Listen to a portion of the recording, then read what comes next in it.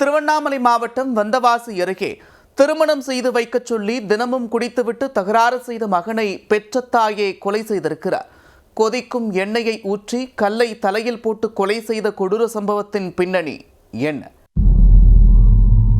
திருவண்ணாமலை மாவட்டம் வந்தவாசி அடுத்த தென்னாங்கூர் கிராமத்தை சேர்ந்தவர் சுரேஷ். தச்சு வேலை செய்து வந்த சுரேஷ் மது போதைக்கு அடிமையானவர். காலையில் குளித்துவிட்டு குங்குமம் வைத்து வேலைக்கு சென்றால் மாலை மது போதையில் வீடு திரும்புவதுதான் இவருடைய வழக்கம்.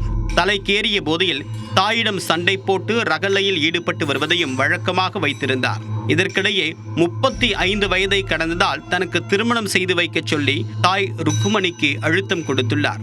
போதையில் தெருவெல்லாம் ஊர்வலம் வந்து இரவில் வீட்டில் சண்டை போடும் சுரேஷின் குணம் ஊர் முழுக்க தெரிந்ததால் யாரும் அவருக்கு பெண் கொடுக்க முன்வரவில்லை. இதனால் தாய் ருக்மணிக்கும் என்ன செய்வது என்று தெரியவில்லை.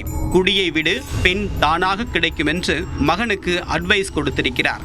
ஆனால் சுரேஷோ அது எப்படி என்று குடித்துவிட்டு தினமும் தாயை உறங்க விடாமல் ஆட்டம் காட்டியிருக்கிறார். இதனால் கடும் மன உளைச்சலுக்கு ஆளான ருக்குமணி தன்னுடைய அக்கா முனியம்மாளிடம் கூறி அழுதுள்ளார்.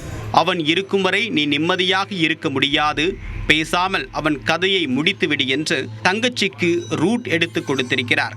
அந்த எண்ணத்தோடு வீட்டுக்கு சென்ற தாய் ருக்மணியிடம் வழக்கம் போல மகன் சுரேஷ் சண்டை போட்டுள்ளார். மட்டையாகும் வரை கத்தி கூப்பாடு போட்டவர் குரட்டை விட்டு உறங்கும் போது தாய் ருக்மணி ஆக்ரோஷத்தில் ஈடுபட்டுள்ளார். அடுப்பை பற்ற வைத்து எண்ணெயை கொதிக்க வைத்து மகனின் தலையில் ஊற்றியுள்ளார். சூடான எண்ணெய் சுட்டெரிக்க ஐயோ அம்மா என்று கத்திய மகனின் தலையில் வீட்டில் இருந்த கல்லை தூக்கி போட்டுள்ளார் தாய். இதில் தலை உடைந்து இரத்த வெள்ளத்தில் சுரேஷ் துடிதுடித்து உயிரிழந்தார். அக்கம் பக்கத்தினர் தகவல் கொடுத்து வந்தவாசி வடக்கு காவல் நிலைய போலீசார் சம்பவ இடத்திற்கு சென்று சுரேஷின் உடலை மீட்டனர். உடற்கூராய்விற்காக அனுப்பி வைத்து விசாரணையை தொடங்கியவர்கள் பெற்ற மகனை கொலை செய்த தாய் ருக்மணி மற்றும் பெரியம்மாள் முனியம்மாள் ஆகிய இருவரையும் கைது செய்தனர்.